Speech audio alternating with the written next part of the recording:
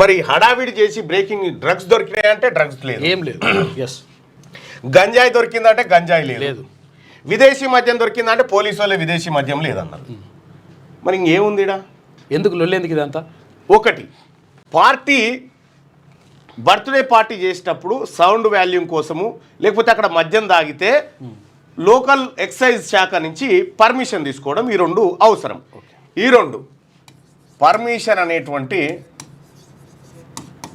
అనేది లేదు. ఒకటి మద్యంకు, తర్వాత సౌండ్కు, వీటికి ఈ రెండింటికి పర్మిషన్ లేవు.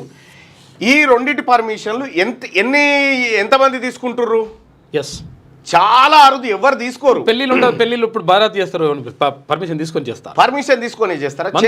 చిన్న పార్టీ. అయితే విషయం ఏంటంటే ఇక్కడ కేసీఆర్ అనేటువంటి వార్తను డైవర్ట్ చేయడం కోసం జరిగినటువంటిది. సరే, ఆ మంగ్లీ ఆ పాపం ఆమె నాకు ఏది V6లో పనిచేసినప్పుడు తప్ప నాకు పెద్దగా పరిచయం కూడా లేదు అమ్మాయి. ఆ తర్వాత దీంట్లో 9 మందికి పాజిటివ్ చూపిస్తారా? 9 మందికి పాజిటివ్ వచ్చింది. ఏది డ్రగ్స్ పాజిటివ్ అని ఒక ఆయన, గంజాయి పాజిటివ్ అని ఒక ఆయన, వాళ్ళ మూత్రాలన్నీ సేకరించినట్టుగా డబ్బాలు చూపించారు, అవన్నీ ఉన్నాయి. ఇందులో దామోదర్ రెడ్డి పేరు వచ్చింది. ఈ దామోదర్ రెడ్డి వాస్తవానికి V6లో ఉన్నప్పుడు మా ప్రోగ్రామింగ్ హెడ్ ఉండే.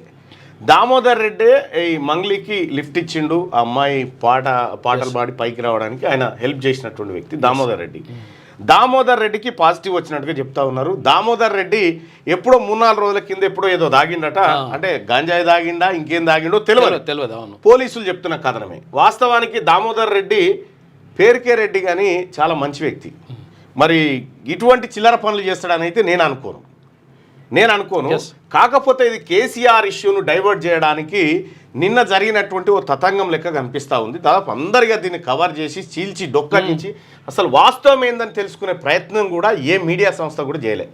కావాల్సినంత బదనాం చేస్తున్నామని ఎక్కడి పిల్లలన్నా కానీ ఏమన్నా కానీ కొంత విశ్వసనీయత ఉండాలి